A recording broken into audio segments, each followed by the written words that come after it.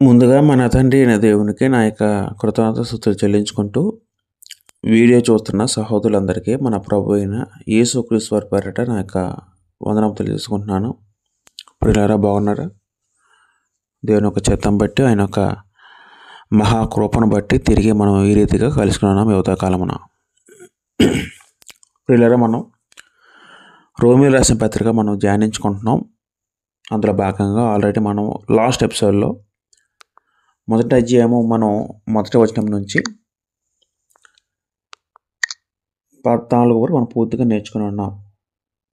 15 వరకు పూర్తిగా నేర్చుకుని ఉన్నాం. ఒకసారి మనం జ్ఞాపకం చేసుకుందాం పిల్లరా. మనం గతసారి ఏం నేర్చుకున్నామంటే, రోమా పట్టణంలోని పౌలు గారు సువార్త ప్రకటించడానికి సిద్ధంగా ఉన్నాడని నేర్చుకున్నాం. అందులో మూలాంశం పెట్టుకొని ఎందుకు గల కారణాలేంటో ఆలోచించాం. రోమా పట్టణానికి ఎందుకు వెళ్ళాలనుకున్నాడు పౌలు గారు, సువార్త ఎందుకు చేయాలనుకున్నాడు, అక్కడ ఎందుకు వాక్యం చెప్పాలనుకున్నాడని మనం కొన్ని విషయాలు గతసారి ఆలోచించాం. దాని తర్వాత మన ఈ వీడియోలో మనం 16, 17 2 వచనాలు ఉన్నాయి. వాస్తవానికి ఈ 2 వచనాలు చాలా డెప్త్గా ఉంటాయి కాబట్టి మనం ఈ వీడియోలో కేవలము ఒక వచనం మాత్రం ధ్యానిస్తాం. అదే 16 వచనం. 16 వచనం ఒక వచనం గురించి మాత్రమే మనం ఈ వీడియోలో చర్చించుకుంటాం. ప్రియులారా, మనం ప్రభు చిత్తం అయితే వచ్చే ఎపిసోడ్లో 17 వచనం ఒకటే వచ్చే ఎపిసోడ్లో జాయిన్. ఎందుకంటే ఈ 2 అంశాల్లో చాలా ఎక్కువ సమాచారం ఉంది కాబట్టి మనం వెంటనే స్పీడ్గా చెప్పుకోవడం కుదరదు. కాబట్టి మనం మెల్లిమెల్లిగా ఒక్కొక్కటి ప్రతిదీ కూడా పూర్తిగా చర్చించుకుంటూ వద్దాం. కాబట్టి ఈ వీడియోలో రోమిలు రాసిన పత్రిక మొదటి అధ్యాయం 16 వచనం మాత్రం ధ్యానిద్దాం. ప్రియులారా, మనం చదువుకుంటే 16 వచనంలో, సువార్తను గూర్చి నేను సిగ్గుపడువాడను కాను, ఏలయనగా నమ్ము ప్రతివానికి, మొదట యూదునికి గ్రీసు దేశస్థునికి కూడా రక్షణ కలుగజేయుటకు అది దేవుని శక్తి అయి ఉన్నది. ప్రియులారా, ఇదే వచనము. ఈ ఒక్క వచనం మనం ధ్యానించుకుంటూ వద్దాం ఫస్ట్ నుంచి కూడా. రైట్. అది ప్రియులారా, మనం మొదట ఎంతమంది ఆలోచించాం, రోమిలు రాసిన పత్రిక మొదటి అధ్యాయంలోనే మనకి రచయిత కనబడుతున్నాడు. మొదటి వచనంలో పౌలు అని కనబడుతున్నాడు. తర్వాత ఎవరికి రాశారంటే 2వ వచనంలో మాట ఉంటుంది. అంటే ఒక ఉత్తరం లేదా పత్రిక దాని లక్షణాలు ఏంటంటే, మొదట రచయిత పేరు, దాని తర్వాత పొందిన వారి పేరు, తర్వాత వందన వచనము, తర్వాత కృతజ్ఞత సమర్పణ. ఇవన్నీ మొదట ఉత్తరం ప్రారంభ భాగాల్లో ఉంటాయండి.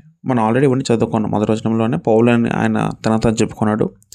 ఎవరికి రాశారంటే రోమాలోనే దేవుని ప్రియులతో రాశారు, అది కూడా చెప్పుకున్నాడు. అది పొంది వారి పేరు. అయితే వందన వచనం కూడా మనం చదువుకున్నప్పుడు మీకు శుభమని చెప్పి రాయిందే పదం ఉంటుందండి. అక్కడ 2 వచనం కూడా మీకు కృపాసమ కలుగునగా దేవుని నుండి పదం ఉంటుందండి. అది శుభవచనం. అయితే 8వ వచనంలో మనకి చదువుకుంటే, మీ గురించి నేను కృతజ్ఞతలు చెల్లించుకుంటున్నాను నా దేవునికి పౌలు గారు అనడం జరుగుతుంది. అంటే అక్కడ కృతజ్ఞతలు సమర్పించుకుంటున్నాడు. ఇదంతా కూడా ఉత్తరంలో భాగం అండి. పిల్లలు మనం ఎంతమంది ఆలోచించాం,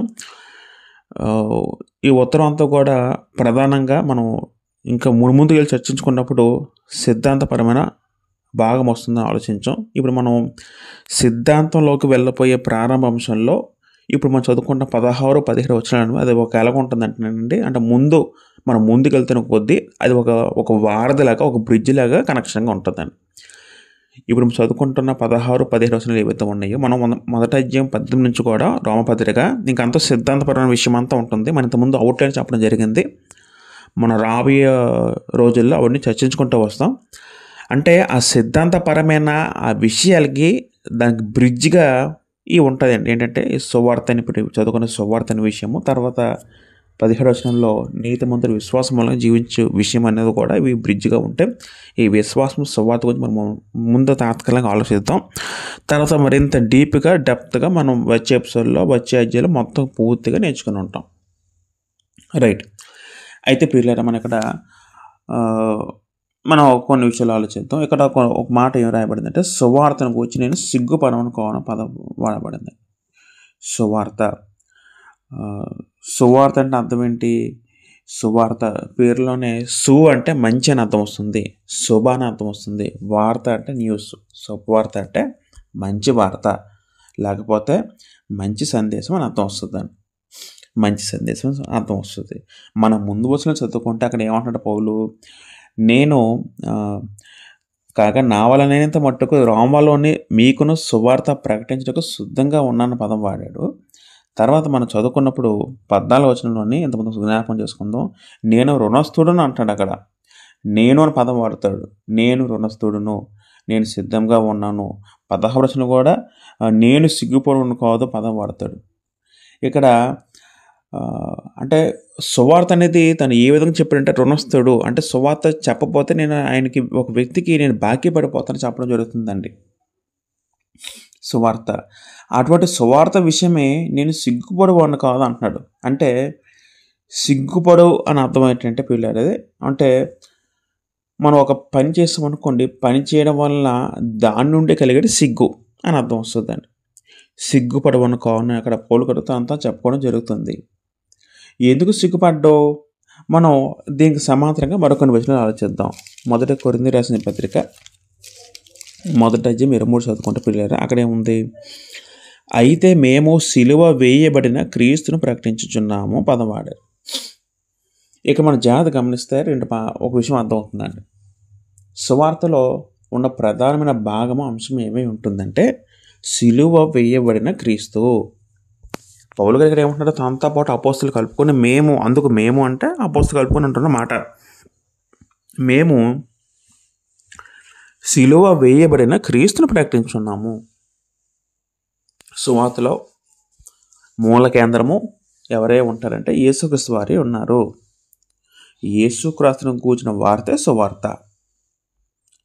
ఇంకేమంటారో మనకు ఆలోచించగలిగితే అది 24వ వచనం చదువుకుంటే ఆయన అంటే ఎవరు? యేసుక్రీస్తు వారు యూదులకు ఆటంకముగాను అన్ని జనులకు విరతనముగా ఉన్నాడు. కానీ యూదులకేమి గ్రీసు దేశస్తులకేమి పిలవని వారికే క్రీస్తు దేవుని శక్తియు దేవుని జ్ఞానమై ఉన్నాడని వచనం చెప్తుంది.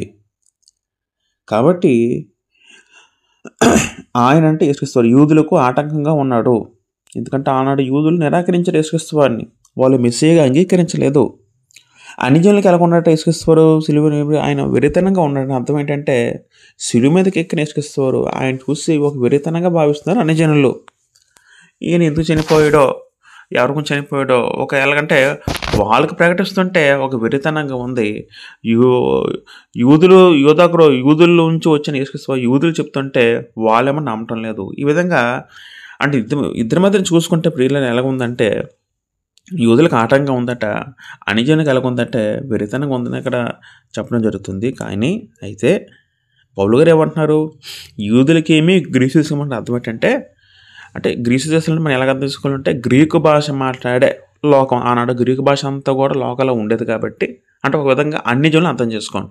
యూదులు అంటే దేవుని బిడ్డలు, అంటే దేవుని ఎరిగిన వారు, లేకపోతే దేవుని ఎరిగిన అన్ని జనులు అయినప్పుడు కూడా వాళ్ళకి యేసుక్రీస్తు వారు ఏ విధంగా ఉన్నారంటే ఆయన దేవుని శక్తియే ఉన్నాడు, దేవుని జ్ఞానమునై ఉన్నాడు పదం వాడారు పౌలు గారు. దేవుని శక్తి అయి ఉన్నాడు.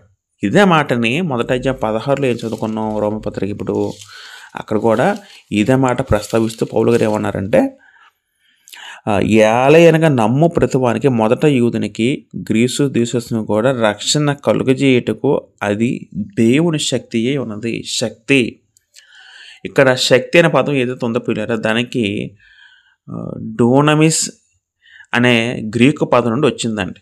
దాన్నే డైనమో అని, లేకపోతే డైనమిక్ అని, డైనమైట్ అనే పదాలు అయితే వచ్చాయి. శక్తి సాధారణంగా శక్తి అనే పదం మనం ఏ విధంగా వాడుతూ ఉంటానండి, ఒక బలవంతుడు కూర్చో మాట్లాడుతూ ఆయన శక్తి గలవాడు అంటాం. లేకపోతే ఒక గొప్ప అధికారాన్ని ఉన్న కొంతమంది రాజులు ఉద్దేశిస్తూ వాళ్ళు గొప్ప శక్తి గలవారు అనే విధంగా మనం సంబోధిస్తుంటాం లోకంలో. శక్తి అనే పదంకి ఏ విధంగా సూచిస్తుంది అంటే బలాన్ని సూచిస్తుంది. శక్తి అనే పదం అధికారాన్ని సూచిస్తుంది. అయితే ఆనాడు మన రోమా ప్రభుత్వం మనం ఆలోచించగలిగితే రోమా సామ్రాజ్యం మహాబలమైన సామ్రాజ్యం అండి. గొప్ప శక్తివంతమైన అధికారం గల సామ్రాజ్యం రోమా సామ్రాజ్యం. మనకు తెలుసు, ఇంతకుముందు అనేకంగా కూడా నేర్చుకున్నాం. గొప్ప ప్రపంచాన్ని పరిపాలించే గొప్ప రాజ్యాలు పుట్టుకొస్తాయి. బబులోని తర్వాత మాదీయుల తర్వాత గ్రీకుల తర్వాత రోమ సామ్రాజ్యం వస్తుంది. మనం దానికంతా 7వ అధ్యాయంలో ఒక దర్శనం చదువుకుంటాం. దర్శనంలో కొన్ని సింహం పోలిన జంతువులు కనబడతాయి. తర్వాత ఒక పెద్ద క్రూరమైన జంతువు కనబడుతుంది నాలుగో రాజ్యాల భాగంగా. అది రోమరాజ్యం ఆలోచిస్తాం, అది లోకమంతానే వెళ్ళే రాజ్యం ఆలోచిస్తాం. అంటే ఆ విధంగా యేసుప్రభు కాలంకి రోమరాజ్యం ఉంటే లోకంలో వాళ్ళు చాలా గొప్ప శక్తివంతంగా కనబడతారండి. వాళ్ళు ఎంతో అంటే మొత్తం లోకాన్ని కూడా జయించే భౌతిక రాజ్యంగా వాళ్ళు ఉన్నారు. ఎవరంటే రోమన్స్ వారు. ఇప్పుడు వాళ్ళు ఎన్నో రాజ్యాల మీద జయించి వాళ్ళందరూ బానిసగా తీసుకుని వీధుల్లోకి వస్తున్నప్పుడు, రోమ సామ్రాజ్య వీధుల్లో తీసుకొస్తున్నప్పుడు, అప్పుడు వీళ్ళందరూ ఎలాగుంటున్నారంటే రోమ శక్తి ఎంత గొప్పగా వాళ్ళందరూ పొగిడేవారటండి. రోమ జనాలు, రోమ పరివారక ప్రాంతాల్లో ఉన్న జనాలందరూ కూడా రోమ శక్తిని ఉద్దేశిస్తూ ఆ విధంగా రోమ శక్తిని జ్ఞాపకం చేస్తూ వాళ్ళని పొగుడుతూ ఉండేవారు. అంతేకాకుండా ఆనాడు నుంచే చక్రవర్తులు కూడా పూజించాలి. ఎందుకంటే చక్రవర్తులు రోమన్స్ దేవుళ్ళు, వాళ్ళ ద్వారా ఇన్ని విజయాలు మాకు వస్తున్నాయి కాబట్టి వాళ్ళని దేవులుగా పూజించాలనే డిమాండ్ కూడా అప్పటి నుంచి కూడా వస్తూ ఉంది. అయితే ఈ సెట్టింగ్లోకి, ఇటువంటి పరిస్థితుల్లోకి దేవుడు తన శక్తి అయిన తన ఒక సర్వాధిపత్యమైన సందేశాన్ని దేవుడు పంపడం జరుగుతుంది. అదే ఏంటంటే సువార్త. భౌతికమైన పిలబడే ఒక శక్తిలోకి, భౌతికంగా పిలబడే ఒక శక్తి అధికారంలోకి దేవుడు తన ఆత్మీయ శక్తి అయిన సువార్త ద్వారా దేవుడు లోకల్గా పంపబోతున్నాడు. అదేవిధంగా ఆ కాలంలో ఉన్న రోమిలు కూడా వాళ్ళ దగ్గరికి పంపుతున్నాడు. దేవుని గ్రంథం స్పష్టంగా చెప్తుంది, సువార్త అంటే శక్తి, రక్షించడానికి దేవుని శక్తి ఉందని గ్రంథం మనకు స్పష్టంగా చెప్తుందండి. దేవుని శక్తి. సువార్త అంటే ఒక మాట కాదండి. సువార్త అంటే మనం అనుభవించబోయే దేవుని శక్తి అండి. రక్షించడానికి దేవుని శక్తియే ఉన్నది. రక్షణ అనే పదం ఉంది కదండి. ఈ రక్షణ పదంకి ప్రాథమికంగా విముక్తి అని అర్థం వస్తుందండి. విముక్తి అని అర్థం వస్తుంది. విముక్తి అంటే అర్థం ఏంటంటే ఒక సైనిక విజయం సాధించినప్పుడు కానీ, లేకపోతే ఒక వైద్య స్వస్థతను సూచించడానికి వాడబడిన పదం విముక్తి అనే పదం. అదేవిధంగా ఈ పదాన్ని పౌలు గారు ఆత్మీయంతంలో ఏ విధంగా వాడారంటే, పాపం యొక్క దోషము, తర్వాత దాని యొక్క ఫలితాల నుంచి విముక్తి సూచించడానికి ఇది పౌలు గారి పదాన్ని వాడటం జరిగింది. కాబట్టి ఇక్కడ ప్రియులారా మనం ఆలోచించగలిగితే ఆయన శక్తిన పదం వాడారు కదండి. అయితే ఈ శక్తిన పదాన్ని మనం రోమపత్రికలోనే మరొక రకంగా కొన్ని మాటలు నేర్చుకున్నాం. ఆల్రెడీ 4వ వచనం చదువుకుంటే అక్కడ ఏముంది, అక్కడ ఒకసారి మనం మొదటి అధ్యాయం ప్రియులారా చదువుకుందాం. మొదటి అధ్యాయంలోనే అక్కడ యేసుక్రీస్తు ఆయన ఒక పునరుద్ధరణ గురించి చెప్పబడుతూ మృతుల్లో నుంచి మధ్యవచనం చదువుకుందాం. యేసుక్రీస్తు శరీరం బట్టి దావీదు సంతానముగాను, మృతుల నుండి పునరుద్ధరణ పరిశుద్ధ ఆత్మను బట్టి దేవుని కుమారుడుగాను ప్రభావంతో నిరూపించబడను. అంటే దేవుని శక్తి ఇక్కడ ఏ విధంగా వెళ్ళపరచబడింది అంటే మృతుల నుంచి లేపడానికి ఉపయోగించబడింది. తర్వాత అదే అధ్యాయం 20వ వచనం చదువుకుంటే ఆయన అదృశ్య లక్షణంలో అనగా ఆయన నిత్య శక్తి అని పదం వాడారు. అక్కడ కూడా సృష్టిలో చేసిన ఆయన శక్తిని, అంటే సృష్టిలో ఆయన చేసిన రూపకల్పన భాగంగా ఆ శక్తిని కూడా 20వ వచనంలో నిత్య శక్తిని పేర్కొనబడింది. అంతేకాకుండా మనం ఇవన్నీ ఆలోచించగలిగితే అదే విధంగా ఈ శక్తి మరొక రకంగా ఏ విధంగా తేటపరచబడింది అంటే సువార్త దేవుని శక్తియే ఉందని గ్రంథం మనకి సెలవిస్తుంది. నమ్ము ప్రతివానికి అని పదం ఉందండి. నమ్ము ప్రతివానికి ఆయన శక్తి లభ్యమయ్యేటట్టు దేవుడు ఉద్దేశించాడు. సువార్త ఎవరెవరికంటే సువార్త అందరికీ. చదువుకున్న అనేక వచనాలు ఉన్నాయి. మార్కు సువార్త 16:16 మీరు సర్వలోకం కలిసి సర్వ సృష్టికి సువార్తను ప్రకటించుడి. అందరూ తెలిసిన మాటలే. ఇంకా మత్తయి సువార్త 28 చివరి వచనం చదువుకుంటే 28 18-20 చదువుకుంటే నేను మీకు ఏ సంగతులు అప్పగించేతనో మాట ఉంటుంది కదండి. 20 చదువుకుందాం. నేను మీకు ఏ సంగతులు ఆజ్ఞాపించుతున్న వాటిని గైకుని వారికి బోధించుడి అనే పదం ఉంటుందండి. ప్రియులారా ఇక్కడ మనం చదువుకుంటే సువార్త ఎవరెవరికంటే సువార్త అందరికీనండి. అంటే ఇక్కడ కూడా రోమపత్రిక మొదటి 16లోనే మొదట యూదునికి, తర్వాత గ్రీసు దేశస్థకు అన్నప్పుడు మనం ఏం అర్థం చేసుకుంటే సార్వత్రికతను నొక్కి చెప్పాడని అది విషయం అర్థం అవ్వాలి పౌలు. అంటే అందరికీ అర్థం వస్తుంది. యూదులు మరి అన్యజనులు ప్రతి ఒక్కరు కూడా అది సువార్త అవసరం అన్న విషయం మనకు అర్థం అవ్వాలి. అయితే ఇక్కడ ఒక పదం ఏముంటుందంటే మొదట యూదుడు అన్న పదం వాడినప్పుడు అంటే మొదట యూదుడు అంటే దేవుడు మొదట యూదులకి ఎక్కువ ప్రిఫరెన్స్ ఇస్తున్నాడా అనే భావం మనకు రావచ్చు. మనం కొన్ని వచనాలు చదువుకున్నప్పుడు ఉదాహరణకి 2వ అధ్యాయంలో కూడా మనం 9 చదువుకుంటే అక్కడ కూడా ఒక మాకు సందర్భంలో 2 అధ్యాయం 9 చదువుకుంటే అక్కడ కూడా మొదట 9 వచనం కిందకు వస్తే మొదట యూదునికి అనే పదం ఉంటుందండి. అంటే మొదట యూదునికి అనే పదం మనం ఎలా పదపరికం ఎలాగ అర్థం చేసుకోవాలంటే అంటే వాస్తవానికి దేవుడికి ఏమైనా పక్షపాతం ఉందంటే దేవుడికి పక్షపాతం ఉండదండి. ఇక్కడ 2వ అధ్యాయం 10వ వచనంలోనే దేవుడు ఒక మాట ఉంటుందండి. 11 చదువుకుంటే దేవునికి పక్షపాతం లేదని పదం ఉంటుందండి. దేవునికి పక్షపాతం ఉండదు. ఆయనకి వీళ్ళు నా వాళ్ళు కాదనే భేదం ఆయనకు ఉండదు. ఎందుకంటే దేవుడు అందరికీ తండ్రి. అయితే యూదులకు ఉద్దేశించి ఎందుకంటే దేవుడు యొక్క ఆసక్తి ఎక్కువ ఉంటుందంటే యూదుల నుంచి మెస్సియా వచ్చాడు, యూదుల నుంచి యేసుక్రీస్తు వచ్చాడు కాబట్టి మెస్సియా యూదుడే వచ్చాడు కాబట్టి దేవుడికి మరి ముందు వాళ్ళని ఏర్పరచుకున్నాడు కాబట్టి మోషే ద్వారా మనం మూలంగా వెళ్ళగలిగితే ఆ విధానం బట్టే దేవుడికి ఇష్టం తప్ప అంతమించి వాళ్ళు అంత తప్ప వీళ్ళు ప్రత్యేకమైన వాళ్ళ యొక్క స్వభావం బట్టి వాళ్ళ యొక్క గుణాలు బట్టి దేవుడు ప్రత్యేకంగా ఎంచుకోలేదు కాబట్టి దేవుడు ఏర్పరచుకున్నాడు కాబట్టి ప్రత్యేకంగా మారారు తప్ప వాళ్ళ యొక్క ప్రత్యేకతను బట్టి వాళ్ళు గొప్పలుగా మారలేదు. రైట్. అయితే పిల్లలు మనం ఇప్పుడు సువార్త అనే పదం గురించి మనం జస్ట్ కొన్ని మాటలు ఆలోచిద్దామండి. సువార్త అనే పదం ఎంత చెప్పినట్టు మంచి సందేశం అని అర్థం వస్తుంది కదండి. దీనికి గ్రీకులో ఏంజులెన్ అనే గ్రీక్ భాషలో ఉంటే దీన్ని ఎవాంజెల్ అనే పదంగా ఇంగ్లీష్లో మార్చారండి. ప్రాథమికంగా దీని యొక్క అర్థం మంచి వార్త అని అర్థం వస్తుంది. మంచి వార్తగా అర్థం వస్తుంది. కొత్త నిబంధనలు ఇంచుమించు 99 సార్లు ఈ పదం రాయబడింది. ఈ 99 సార్లలో 70 సార్లు పౌలు గారు వాడటం జరిగింది. తర్వాత ఈ సువార్తకి పేర్లారా మనం చదువుకోగలిగితే గ్రంథంలో మరికొన్ని పేర్లుగా పిలబడిందండి. మీరు వీలైతే నేను కొన్ని పేర్లు చదువుతాను, మీరు దయచేసి ఫాలో అయిపోండేది. మత్తయి సువార్త 4:23 చదువుకుంటే అక్కడ రాజ్య సువార్త అని పిలబడింది. సువార్త గల మరొక పేర్లు ఒకసారి మనం తీద్దాం. మత్తయి సువార్త 4:23 చదువుకుంటే పిల్లలు అక్కడ ఏముంటుందంటేనండి, యేసు వారి సమాజ మందిరంలో బోధించుచు దేవుని రాజ్యం కూర్చుని సువార్త ప్రకటించిన పదం ఉంటుందండి. దేవుని రాజ్యం కూర్చుని సువార్త ప్రకటించు పిల్లలు మనం చదువుకోగలిగితే సువార్త అనే పదము పలు రకాలుగా వాడబడినప్పుడు వాటి యొక్క పేర్లు ఏ విధంగా ఉన్నాయో మీకు కొంచెం చెప్పడం జరుగుతుంది. మత్తయి సువార్త 4:23 చదువుకుంటే అక్కడ రాజ్య సువార్త అనే పదం ఉంటుంది. ఈ పదం మీరు గుర్తుపెట్టుకుంటే చాలా ఇంపార్టెంట్. తర్వాత మార్కు సువార్త 1:1 చదువుకుంటే దేవుని కుమారుడైన యేసుక్రీస్తు యొక్క సువార్త యొక్క ప్రారంభం అనే పదం ఉంటుందండి. దేవుని కుమారుడైన యేసుక్రీస్తు సువార్త ప్రారంభం అనే పదం ఉంటుంది. తర్వాత రోమపత్రిక 1:1 చదువుకున్నాం. అక్కడ దేవుని సువార్త అనే పదం ఉంది. దేవుని సువార్త అనే పదం ఉంటుందండి, అక్కడ మనకు కనబడుతూ ఉంటుందండి. తర్వాత అపోస్తల కార్యములు 20:24 చదువుకుంటే దేవుని కృపా సువార్త అనే పదం ఉంటుందండి. దేవుని కృపా సువార్త అనే పదం ఉంటుంది. మరికొన్ని వచనాల్లో క్రీస్తు సువార్త అనే పదం ఉంటుందండి. మరికొన్ని వచనాల్లో మనం చదువుకుని పిల్లలు అక్కడ క్రీస్తు సువార్త అనే పదం ఉంటుంది. తర్వాత రక్షణ సువార్త అనే పదం కూడా ఉంటుందండి. రక్షణ సువార్త మనకి ఎపిసి పత్రిక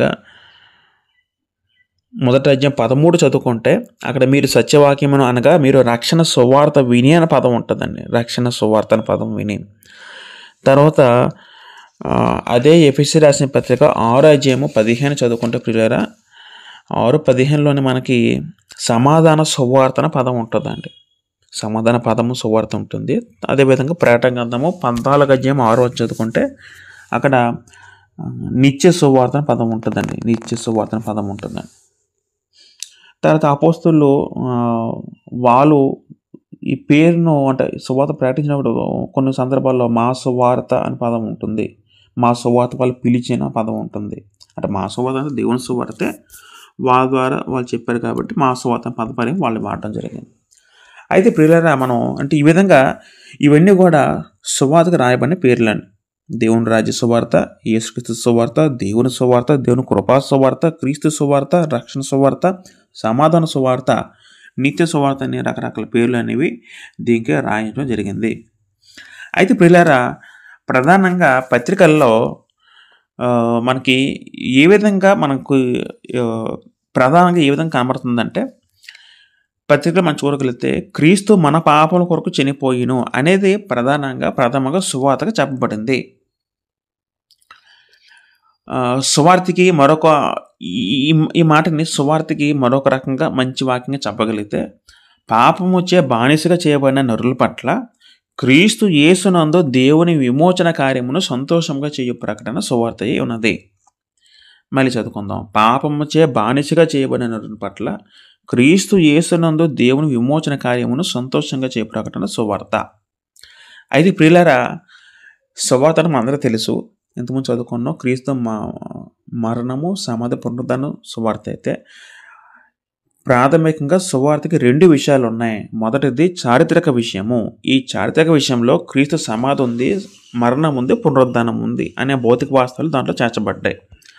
మొదటి కొరింథీ రాసిన పత్రిక 15 అధ్యాయము 1 నుంచి 4 వరకు చదువుకుంటే, మరియు సహోదరులారా, నేను మీకు ప్రకటించిన సువార్త మీకు తెలియపరుచున్నాను. మొదటి కొరింథీ రాసిన పత్రిక 15 అధ్యాయము 1 నుంచి 4 చదువుకుందాం. అక్కడ మనం రెండో వచనం కిందకు వస్తే పిల్లారా, నేను ఏ ఉపదేశ రూపంగా సువార్త మీకు ప్రకటించుతునో ఆ ఉపదేశమును మీరు గట్టిగా పట్టుకుని ఎడల ఆ సువార్త వల్ల మీరు రక్షణ పొందువారే ఉందని పదం వాడారు. పౌలు గారు ఏమంటారు అక్కడ? నేను ఏ ఉపదేశ రూపంగా సువార్త మీకు ప్రకటించుతునో ఆ ఉపదేశము. సువార్త అంటే ఉపదేశము. ఉపదేశం అంటే దానిలో మాట, ఉపదేశం ఉంది, దాంట్లో బోధ ఉంది సువార్తలో. ఆ సువార్త వల్ల మీరు రక్షణ పొందువారే అన్నారు. ఆ సువార్త వల్ల మీరు ఏమవుతారట? రక్షణ పొందుతారట, రక్షించబడతారంట, మీరు కాపాడబడతారని అక్కడ పౌలుగా చెప్పడం జరుగుతుంది. ప్రపంచంలో ఏ మాట ఏ బోధ విన్నా సరే రక్షణ ఉండదు, కానీ కేవలము సువార్త వలన ఒక వ్యక్తి రక్షించబడతాడు, రక్షణ పొందుకున్న వారే ఉంటారు. ఏంట రక్షణ? ఇదేనా భౌతిక రక్షణ? లేకపోతే అంటే దేవుడు మనకేమైనా భౌతికంగా మన శరీరానికి రక్షణ అనేది దేవుడు చెప్తున్నాడు అంటే, ఈ సువార్త రక్షణ అనేది భౌతిక సంబంధించింది కాదు. సువార్త అనేది ఆత్మరక్షణ సంబంధించింది. ఇది ఆత్మ సంబంధమైంది కాబట్టి ఇది భౌతిక సంబంధించింది కాదు. ఇప్పుడు ఆ సువార్త ఏముందంటే 3వ చదువుకుంటే, నాకు ఏమైనా ఉపదేశం మీకు అప్పగించి తిని. ఏంటి ఉపదేశం అట? అదేమనగా, లేఖనముల ప్రకారము క్రీస్తు మన పాపం నిమిత్తం మృతి పొందెను, సమాధి చేయబడెను, లేఖనముల ప్రకారం 3వ దినమున లేపబడెను. గ్రంథం స్పష్టంగా చెప్తుంది, పౌలు గారు స్పష్టంగా చెప్పారు. రక్షించబడడానికి ఏం చేయాలంటే, రక్షించబడగల సువార్తలో ఉన్న ప్రాముఖ్యం భాగం ఏంటంటే, క్రీస్తు మన పాప నిమిత్తం మృతి పొందెను, సమాధి చేయబడెను, లేఖన ప్రకారము 3వ దినమున లేపబడిను. అంటే పౌలు గారు ఏం చెప్పారు అందరికీ? సంఘాలకి ఏ సువార్త చెప్పి అందరు రక్షణ నేర్పించాడు? ఏ మాట చెప్పి అందరు సంఘాలను స్థాపించారంటే, ఆయన చెప్పిన సువార్త ప్రధాన భాగం ఏమేమి ఉందంటే, క్రీస్తు మన పాప నిమిత్తం మృతి పొందెను. యేసుక్రీస్తు వారు ఉన్నారు, ఆ వ్యక్తి ఎవరో చెప్పాడు, ఆ వ్యక్తి ఏం చేశాడు చెప్పాడు. ఏం చేశాడు ఆ వ్యక్తి? యేసుక్రీస్తు వారు మన పాప నిమిత్తం చనిపోయాడు, సమాధి చేయబడ్డాడు, మన గురించి ఆయన 3 దినం తిరిగి లేపబడ్డాడు. ఇదే సువార్తలో ప్రధానమైన భాగం. అంతేకాకుండా పిల్లరా, సువార్తలో యేసుక్రీస్తు వారి గురించి మాత్రమే కాకుండా సువార్తలో సిద్ధాంతపరమైన విషయం కూడా ఉందండి. సిద్ధాంతపరమైన విషయం కూడా ఉంది. మనం ఒక మాట మనం ఆలోచించగలిగితే, సువార్తకి లోబడాలని కొన్ని వచనాలు చెప్తున్నాయండి. ఉదాహరణ ఒక మాట చదువుకుంటే, మొదటి తెస్సలోనికీయులకు రాసిన పత్రిక 1వ అధ్యాయము 8 చదువుకున్నప్పుడు అక్కడ ఏముందో అసలు ఆలోచిద్దాం. 2వ తెస్సలోనికీయులకు రాసిన పత్రిక 1వ అధ్యాయం 8. ప్రభువైన యేసు తాను ప్రభావమున కనబడి దూతలతో కూడా పరలోకాల నుండి అగ్నిజ్వాల ప్రత్యక్షమై దేవుని ఎరగని వారికి మన ప్రభువైన యేసు సువార్త మనం చదువుకుంటే ఇందాక సువార్తకి రకరకాల పేర్లు ఉన్నాయి. ఇక్కడ యేసు సువార్త పదం వాడబడింది. మన ప్రభువైన యేసు సువార్తకు లోబడిన వారికి, అంటే సువార్తకు లోబడి అంటే అర్థం ఏంటి? సువార్తకు లోబడాలని కొత్త మొదలు చాలా కొన్ని పదాలు కూడా కనబడుతున్నాయి. అంటే అర్థం ఏమవుతుందంటే, సువార్తలో ఆజ్ఞలు కూడా ఉన్నాయి. సువార్తలో ఆజ్ఞలు ఉన్నాయి. ఏంటి ఆజ్ఞలు? మనం ఆలోచించిపోయారా? సువార్తలో దేవుని రాజ్య సువార్త పదం వాడబడింది. అంటే దేవుని రాజ్య సువార్త అర్థం ఏంటి? సువార్తలో దేవుని రాజ్యం గురించి ప్రస్తావన ఉంది. సువార్తలో దేవుని రాజ్యం అన్న మాట కూడా ఉంది.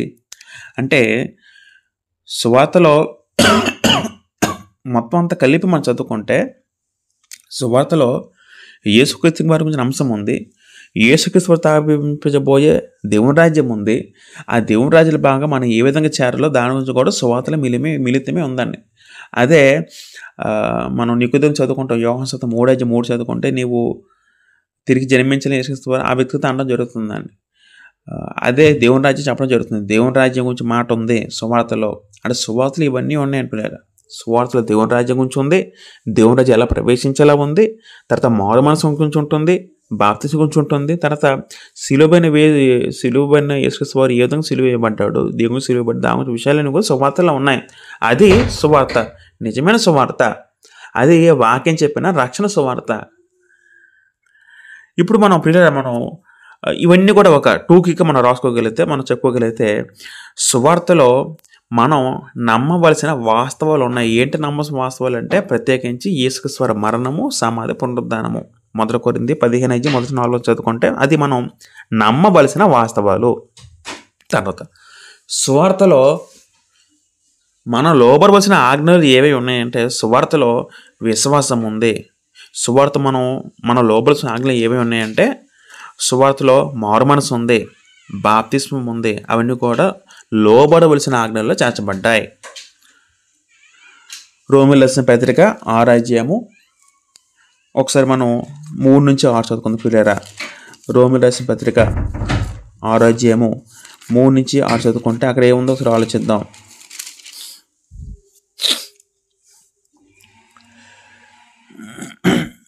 6:3 చదువుకుందాం.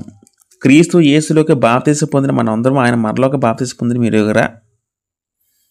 కాబట్టి తండ్రి మహిమల క్రీస్తు మృతుల నుండి ఎలాగ లేపబడినో అలాగ మనమును నూతన జీవం పొందిన వారమే నడుచుకున్నట్లు మనం బాప్తిసం వలన మరణంలో పాలు పొందుటకై ఆయనతో కూడా పాతిపెట్టబడితిమి. బాప్తిస్మము. ఈ బాప్తిస్మం ఎలా చేరుకోవాలి? బాప్తిస్మం ముందు చేరుకునే ప్రక్రియ ఏంటంటే విశ్వాసము. ముందు వాక్యం వినాలి. వాక్యం ఏంటి వల్ల విశ్వాసం మనలో రావాలి. విశ్వాసం ద్వారా మనలో మారు మనసు కలిగి మనం మారు మనసు పొందాలి. తర్వాత బాప్తిస్మం. బాప్తిస్మం అంటే అర్థం ఏంటంటే క్రీస్తు మరణంలో పాలు పంచుకోవడం బాప్తిస్మం అండి. క్రీస్తు మరణంలో పాలు పంచుకోవడం బాప్తిస్మము. తర్వాత ఏమున్న తర్వాత అంటే ఇవన్నీ కూడా మనం లోపడవలసిందండి. ఇప్పుడు మాకు అర్థమవుతుంది కదా. ముందు మనం నమ్మవలసిన వాస్తవాలు ఏంటంటే యేసుక్రీస్తు నిజంగా ఉన్నారు, నా గురించి చనిపోయారు, నా గురించి సమాధి చేయబడ్డాడు, తిరిగి పునరుద్ధరణ చెందాడు అని అది నమ్మవలసిన వాస్తవాలు అయితే మనం లోబడాల్సిన ఆజ్ఞలు ఇవ్వడం మనం లోబడాలి. ఏంటి లోబడడం? దానికి మనం విశ్వాసం పొందాలి, మారుమనసు పొందాలి. అది లోబడవలసిన ఆజ్ఞలు. తర్వాత మనం అనుభవించిన వాగ్దానాలు కూడా దాంట్లో ఉన్నాయి. ఏంటి అనుభవించిన వాగ్దానాలు అంటే మనం ఏం పొందే వాగ్దానం? సువార్త ద్వారా, బాప్తిసం ద్వారా పాపక్షమాపణ పొందాం కదా, పరిశుద్ధాత్మను పొందాం కదా. అపోస్తల కార్యం 2:30 చదువుకుంటే అక్కడ ఏముంది? అక్కడ మొట్టమొదటిగా ఆది సంఘము బాప్తిసం పొందినప్పుడు పౌలు గారి ప్రసంగం ద్వారా పేతురు ఏమంటారు అక్కడ? మీరు మారు మనసు పొంది పాప క్షమాపణ నిమిత్తం ప్రతివాడు యేసుక్రీస్తు నామమున బాప్తిసం పొందిడి, అప్పుడు మీరు పరిశుద్ధాత్మ వరం పొందుదురు. బాప్తిసం పొందముందు ఏం చేయాలి? వ్యక్తి మారు మనసు పొందాలి. అంటే ఎంత కూడా సువార్తలో భాగం అండి, ఎంత కూడా సువార్తల భాగం. ఇప్పుడు మన లోబడాల్సిన ఆజ్ఞలో బాప్తిసం ఉంది, లోబడ్డాడు. తర్వాత ఏమైంది? ఆ వ్యక్తి అనుభవించిన వాగ్దానం ఏం పొందాడు? పాపక్షమాపణ పొందాడు కదా. బాప్తిసం ఏమవుతుంది? అంత ముందున్న పాపాలన్నీ కూడా దేవుడు తుడిచివేస్తాడు. తర్వాత పరిశుద్ధాత్మ వరం కూడా పొందాడు. అంతేకాకుండా ఇంకా అద్భుతమైన ఇంకేముంది? పరలోకంకి వచ్చిన వాగ్దానం ఉంది. ఉందలేదా? పరలోక వాగ్దానం ఉంది. తీతు రాసిన పత్రిక 1:2 చదువుకుంటే అక్కడ ఏముంది? తీతు రాసిన పత్రిక 1:2 చదువుకుంటే 2వ వచనంలో 2, 3, 4 కలిపి ఉంటుంది. మనం ఆ కిందకు వస్తాం. మధ్య వచనంలో దేవుని దాసుడైన కింద చదువుకుందాం. ఆ నిత్య జీవమును అబద్ధమాడనేరని దేవుడు అనాది కాలం ముందు వాగ్దానం చేసిన కానీ ఇప్పుడు మన రక్షకుడైన దేవుని ఆజ్ఞ ప్రకారం నాకు అప్పగింపబడిన సువార్త ప్రకటన వలన తన వాక్యమును యుక్త కాలములందు బయలుపరిచెను. ఇక మన జాగ్రత్త గమనిస్తే నిత్యజీవమును దేవుడు ముందే వాగ్దానం చేశాడు. నిత్యజీవం అంటే అర్థం ఏంటంటే పరలోకము. ఆ పరలోకం దేని వల్ల బయలుపరచబడింది అంటే సువార్త ప్రకటన వల్ల బయలుపరచబడింది పదం వాడారు పౌలు గారు. అంటే సువార్త ప్రకటనలో ఏముంది? నిత్యజీవం గురించి మాటలు ఉన్నాయి, వాగ్దానం ఉంది. ఇది మనం అనుభవించబోయే వాగ్దానాలు. కరెక్ట్గా మనకి ఏమర్థమవుతుందంటే సువార్తలో 3 అంశాలు దాగి ఉన్నాయి.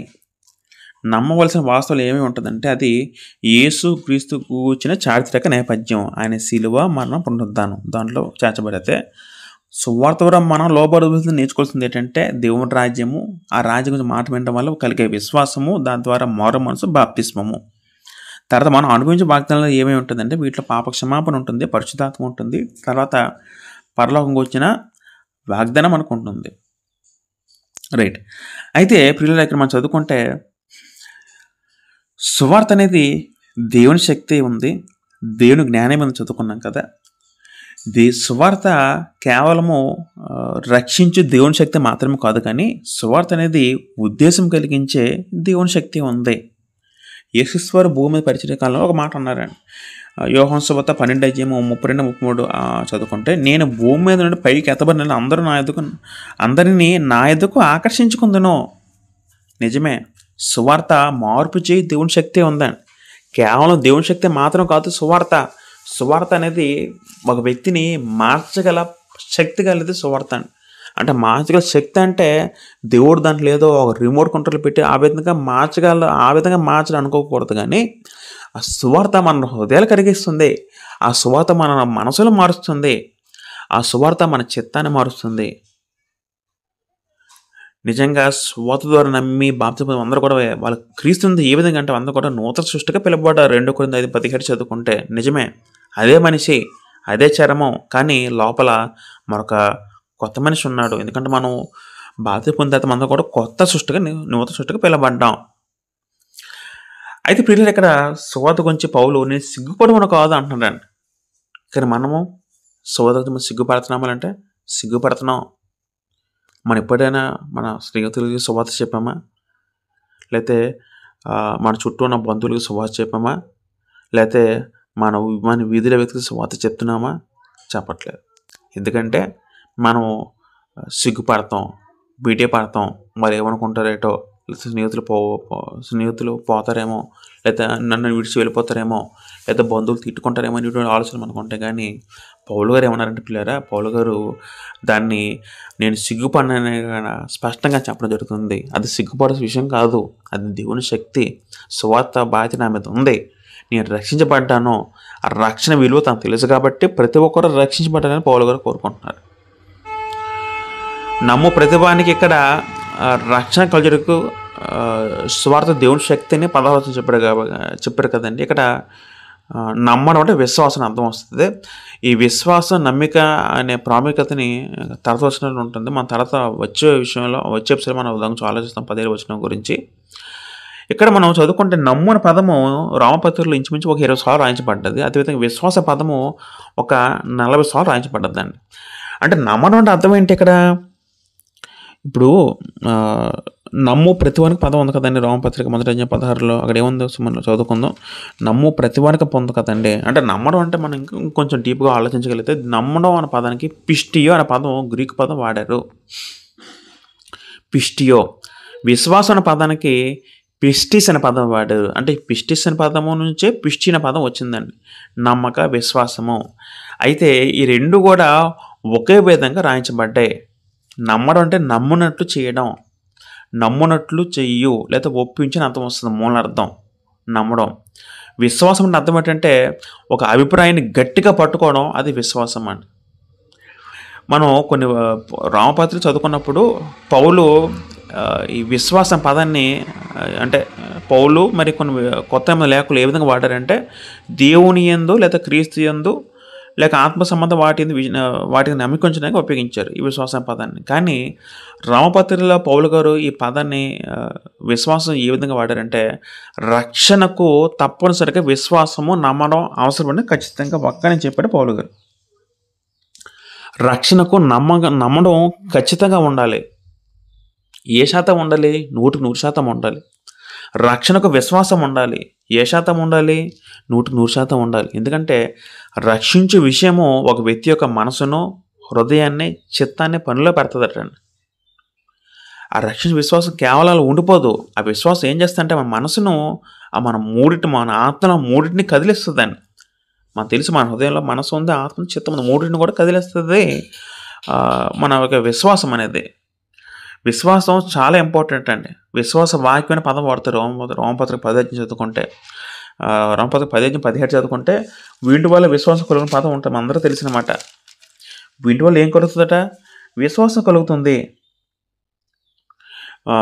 విశ్వాస వాక్యం పదం వాడతాడు 10:8 చదువుకుంటే. ఎందుకంటే విశ్వాసం మన హృదయంలో పని జరిగిస్తుందటండి. ఆ విన్నదాన్ని విశ్వాసి అంగీకరించి దానికి సమాధానం బదులడానికి సిద్ధమై ఉంటాడండి. ఈ నమ్ముట, విశ్వాసము ఆ పదాలు మనం ఏదైతే ఒక చూసామో విన్నామో దాని యందు ఆధారపడడాన్ని సూచిస్తుంది. అసలు ఈ విశ్వాసము, ఈ నమ్మక అనే దాంట్లో లోబడడం అనే పదం కూడా దాగి ఉంది అనిపిడారా. దానిలో లోబడడం అనే పదం ఉంది. మనం కొన్ని వచనాలు చదువుకుంటే ఈ విశ్వాసం, నమ్మకం పదానికి లోబడడము లేదా విధేయత అనే అర్థం కూడా ఇండైరెక్ట్గా వస్తుందండి. అంటే నమ్మడం అంటే లోబడటం, నమ్ముటం అంటే లోబడని అర్థం వస్తుందండి. నమ్మడంలోనే లోబడడం పదం మనకి కనబడుతూ ఉంటుందండి. మనకి ఇప్పుడు రోమపత్రిక 1:8 చదువుకుంటే అక్కడ ఏముంది? మనం ఇంతకుముందు ఆలోచించాం. రోమపత్రిక 1:8 అక్కడ ఏముందంటే మీ విశ్వాసం సర్వలోక ప్రజల నుంచి ఏమన్నట్టు అనే పదం ఉంది కదండి అక్కడ. అంటే మీ విశ్వాసము వెదజల్లుతుంది, సర్వలోకం ప్రచారం చెబుతా అన్నప్పుడు పౌలు గారు ఇదే మాటని మనం ఇప్పుడు 16-19 చదువుకుంటే అక్కడే ఉన్నారో తెలుసండి. రోమపత్రిక 16-19 చదువుకుంటే ఈ మాటని రోమపత్రిక 16-19 చదువుకుంటే మీ విధేయత అందరికీ ప్రచురమైంది కనుక పదం వాడారు. ఇది చూడండి, రోమపత్రిక 1:8 మీ విశ్వాసము ప్రచురం చేయబడుతుంది అన్న పౌలే అదే చివరి అధ్యాయంకి వచ్చేసరికి 16-19 చదువుకుంటే మీ విధేయత అందరికీ ప్రచురమైన పదం వాడారు. అంటే ఆయన దృష్టిలో విధేయత పదము, విశ్వాసం రెండో ఒకేలా కనబడుతుంది. విశ్వాసం ఉంచడం అంటే మనం లోబడ్డము అర్థం వస్తుంది. విశ్వాసం ఉండడం అంటే నమ్మడంలో ఏముంది? నమ్మడంలో లోబడ్డం ఉంది, మనం విధేయత ఉంది, మనం సమర్పించుకోవడం ఉంది. కాబట్టి విశ్వాసము, నమ్ముట అంటే విధేయత చూపుట, నమ్మిక ఉంచుట, నిరీక్షించుట, నమ్మకంగా ఉండుట, ఇవన్నీ కూడా ఈ పదాలకు వస్తాయి పిల్లలు. కాబట్టి ఏ వ్యక్తి కూడా నమ్మకం లేకుండా, విశ్వాసం లేకుండా ఏ వ్యక్తి కూడా దేవునికి ఇష్టగా, విశ్వాసం ఎవరు కూడా దేవునికి ఇష్టగా ఉండలేడు. మనం ఏదైతే వింటున్నామో దాని మీద మనం నమ్మకం కలిగి ఉండాలండి. పరిపూర్ణ నమ్మకం కలిగి ఉండాలండి. అపనమ్మకం కలిగి ఉండదు. ఇప్పుడు మనం చదువుకుంటాం, నమ్మకానికి ఉన్న ఆపోజిట్ పదం ఏముంటుందంటే అపనమ్మకము. నమ్మకంకి అపనమ్మక పదం అయితే విశ్వాసానికి అవిశ్వాస పదం వాడబడింది. కాబట్టి మనం ఏదైతే విన్నామో, ఏదైతే మనం ఉన్నామో అది మనం దానికి మనం లోబడాలి పిల్లారా. సువార్తకి లోబడాలి. అపొస్తలుల కార్యములు 6:7 చదువుకుంటే మరియు యాజకులు అనేక విశ్వాసము లోబడిరి అనే పదం ఉంటుందండి. విశ్వాసం లోబడంటే అర్థం ఏంటి? సువార్త విని వాళ్ళు లోబడ్డారు అంటే హృదయాన్ని వాళ్ళు యాక్సెప్ట్ చేశారు దేవునికి. కాబట్టి ఈ పదాలు మనకేం అర్థం పిల్లరా? నమ్ము ప్రతివానికి అది దేవుని శక్తి ఉంది. సువార్త నమ్మిన వారిని రక్షించకు దేవుని శక్తి ఉన్నది. పిల్లరా మన ఎంతవరకు ఏం నేర్చుకోమంటే 16వ వచనంలో సువార్త గురించి సిగ్గిపోవడం కాదు, ఏలయనగా సువార్త నమ్ము ప్రతివానికి మొదట యూదునికి, గ్రీసు దేశం కూడా రక్షణ కలిగేందుకు దేవుని శక్తి ఉన్నది. ఇది మన ఈరోజు మనం నేర్చుకున్న సువార్తకు వచ్చిన పాఠం. సువార్త అంటే శుభ సందేశము, శుభవార్త, మంచి వార్త. ఈ వార్తలో ప్రధాన కేంద్రం, మూలము ఎవరే ఉన్నారంటే యేసుక్రీస్తు వారు ఉన్నారు. ఆయన మరణం, సమాధి పండుగ సువార్తకు వచ్చిన భాగం. సువార్తలో దేవుని రాజ్యం అనే మాట ఉంది. దేవుని రాజ్యం, యేసుక్రీస్తు వారు దేవుని రాజ్యం ఏ విధంగా స్థాపిస్తారు దాని గురించి అంశం ఉంది. దేవుని రాజ్యం అంటే ఏంటి, దేవుని రాజ్యం ఎలా చేయాలి, ఇవన్నీ కూడా సువార్తలు మిళితమై ఉన్నాయి. ఈ సువార్త నమ్ము ప్రతివాడు కూడా, ఈ సువార్త ఎవరికి రాయబడింది, ఎవరికంటే లోకంలో ప్రతి మానవుడు కూడా సువార్త అందించబడింది. ఈ సువార్త దేవుని శక్తిగా పిలువబడిందండి. ఎందుకంటే ఆ శక్తి ఒక వ్యక్తిలో ఎంతో కరుడుగట్టిన హృదయమైన సరే దేవుడు ఆ హృదయాన్ని మారుస్తాడండి. నిజంగా మార్చారు కదా. లోకంలో ఎంతమంది ఉన్నారు కదా, ఎంతమంది కరుడుగట్టిన నేరస్తులు ఒక భయంకరమైన ఖైదీలు కూడా దేవుని వాక్యం విని అంగీకరించి మారి తమ జీవితాలు మార్చుకున్నారు. ఎందుకు? దానికి గల కారణం ఏంటంటే సువార్త. దేవుని శక్తి ఉంది. మనం లోకంలో చూస్తున్న ప్రధానమైన దేవుని శక్తి అంటే అది సువార్తనండి. ఇప్పుడు రోమన్లు ఆ కాలంలో అంత బలవంతులుగా, అంత గొప్ప శక్తులుగా పిలువబడ్డారు. అయినప్పటికీ ఏమైంది? రోమ కూలిపోయింది కదా, రోమ మొత్తం అంతరించిపోయింది కదా. అప్పుడు వాళ్ళంతా బలవంతులు, ఎంత గొప్ప శక్తివంతులు అని పిలబడిన వారు అందరూ ఆఖరికి ఏమి అందరూ కూడా కనుమరుగైపోయారండి. కానీ దేవుని సువార్త పౌలు గారు ఉన్న కాలం నుంచి కూడా నేటి వరకు కూడా, అంటే ఇంచుమించు 2000 సంవత్సరాల పైగా కూడా సువార్త ప్రకటించబడుతూనే వస్తుంది. అది దేవుని శక్తి యొక్క ప్రభావం అండి. ఎన్నో దేశాలకు వెళ్ళింది, ఎంతోమంది జనాలు మార్చింది దేవుని రక్షణ సువార్త. ఈ రక్షణ సువార్త ప్రకటించడానికి నేను సిగ్గుపడవని కాదు అని పౌలు గారు చెప్పడం జరుగుతుంది. సిగ్గుపడకూడదు. రక్షణ సువార్త చెప్పడం అనేది ఒక దేవుని కార్యము, దేవుని పనిని భావించి తాను దేవునికి అర్పించుకుని తన జీవితం మొత్తం కూడా సువార్త ప్రకటించి అనేక మంది రక్షణ తీసుకొచ్చిన గొప్ప సువార్థికుడు, గొప్ప బోధకుడు మన పౌలు గారు. ఆయన మన ఆదర్శంగా తీసుకొని మన జీవితంలో కూడా అట్లీస్ట్ ఒక 100 మందినైనా మన జీవితంలో సువార్త ప్రకటించి అగ్నిలోకి వెళ్ళిపోకుండా కొన్ని ఆత్మలను దేవునిలో రక్షించి దేవుని సంఘంలో చేర్చుదాం. పిల్లలు, ఇది మనం 16వ వచనం వివరణ. మనం ప్రభు చిత్తం అయితే వచ్చే ఎపిసోడ్లో 15వ వచనం ధ్యానిద్దాం. నేను మరికొన్ని ఎవరి కారణాల వీడియో చేయడం జరగలేదు, అందుకే ఆడియో మెసేజ్ రికార్డింగ్ చేసి నేను వీడియో చేయడం జరుగుతుంది. మన ప్రభు చిత్తం అయితే వచ్చే ఎపిసోడ్లో మనం 15వ వచనం గురించి పూర్తిగా ధ్యానిద్దాం. ఎందుకంటే మనం ఒక్కొక్క వచనంలో చాలా ఎక్కువ డెప్త్ అని అంశం ఉంది కాబట్టి నేను స్ప్లిట్ చేసి చెప్పడం జరుగుతుంది. ఎంతవరకు వాక్యం ఓపిక ఉన్న సహోదరులతో మరొకసారి నాకు వందనం తెలుసుకుంటున్నాను. అందరికీ వందనాలండి.